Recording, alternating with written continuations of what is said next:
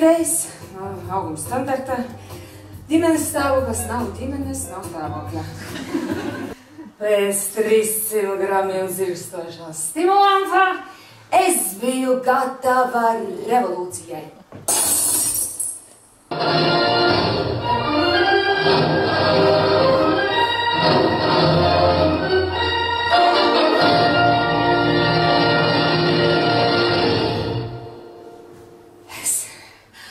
Ieraudzīju viņu. Tadadadām! Es pat iedomāties nevarēju, ka manā rajonā dzīvo īsts Jasons Stathams. Es laikam esmu izmežģījis potīt. Palīdzēsiet, aiziet. Es tepat pretējā mājā dzīvoju 17. dzīvoklis. Jūs man esat izglābus dzīvību. Tiešām es jums esmu tādu pateicību parādā.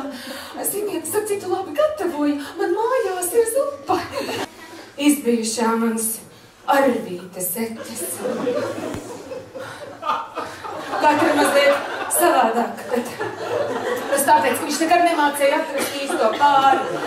Vienmēr izjauca viss kaudzes, tad histēriski rakās meklēdams īsto. Es nepalīdzēju. Es teicu, pietiek jau, ka izmazgāja. Tāda ekstra kā šķirošana pāros pienāks tikai juridiski noformētam dzīves biedram. Uzvelc savu kailai mēteli un nāc ārā. Tiksimies krustojumā zem neona uzraksta tumsas valdnieks. Tas nav tālu, tikai 100 soļu gaidu un ilgošanās. Un vienīgais mans secinājums ir, ka vīrieši nespēja uzrakstīt garāku vēstuli par čau.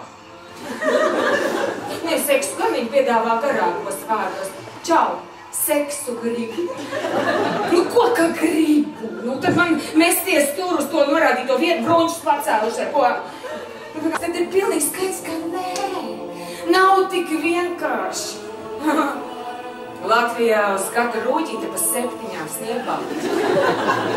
Es neuzskatu par visu seksapīlāko visburvīgāko vīrietu pasaulē. Un te es esmu ar mieru pat aplaupīt panku, ja tas ir vienīgais veids, kā lai tu mani pamanītu, Mārtiņa, bērg. Bērg! Visu es daru tevis dēļ. Mārtiņa, bērg! Un tad viņš ne tikai valsēja ar mani, viņš izaicināja arī veco mūsu 1. klases audzinātāju, nu, vien par dejošanu var saukt, gadu nastas māktās māmuļas pārvietošanu no viena punkta uz otru. Stāv pie spoguļa. Skatos, nu? Esmu smilšu pulksteņveidīga sieviete, kur acīm redzam viss smilts jau sen satecējušas apakšgalā, sasprūdušas kaut kur Gurnu rajonā. Nu, ko tad tagad, nu, atteikties no visa? Mēs pašas varam izvēlēties būt medniece vai medījums un gūt baudu abos gadījumos. Mums ir viss, lai mēs dabūtu, ko vēlētos. Meitenes! Pie ieročiem, meitenes!